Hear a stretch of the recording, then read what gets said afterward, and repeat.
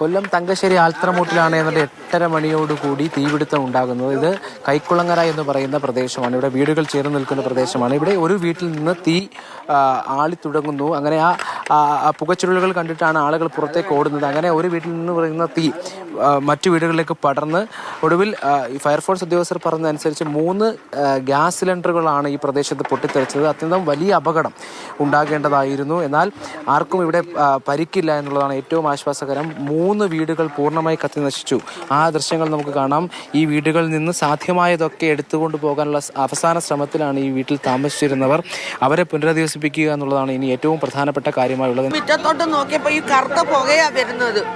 അത് അപ്പുറത്തെ വീട് മൊത്തം അപ്പോഴത്തേക്കിന് കത്തി. അത് ഞാൻ ഒന്നും നോക്കിയില്ല. ഞാൻ ഈ 3 പേരെയും പിടിച്ചുകൊണ്ട് ഓടി മേളിൽ കയറി. ഞാൻ വീട്ടിൽ ഇല്ലാതെ എങ്ങനെ സംഭവിച്ചോന്ന് എനിക്ക് അറിയത്തില്ല. ഞാൻ കൊച്ചിനെ കൊണ്ട് സ്കൂളിലാക്കാൻ പോയത്, ട്യൂഷന് ആക്കാൻ പോയതാ. ഞാൻ പിന്നെ വിളിച്ചു പറഞ്ഞപ്പോഴാണ് ഞാൻ ഓടി വന്നത്. ഞാൻ മൂതാക്കരയിലാണ് നിന്നത്. ഞങ്ങൾ എന്താ ഭാഗ്യം കൊണ്ടാണ് ഞങ്ങൾ ഇവിടെ നിൽക്കുന്നത്. സത്യമായിട്ടും ഞങ്ങൾക്ക് ഇവിടെ നിൽക്കുന്നത് വിശ്വസിക്കാൻ പറ്റുന്നില്ല.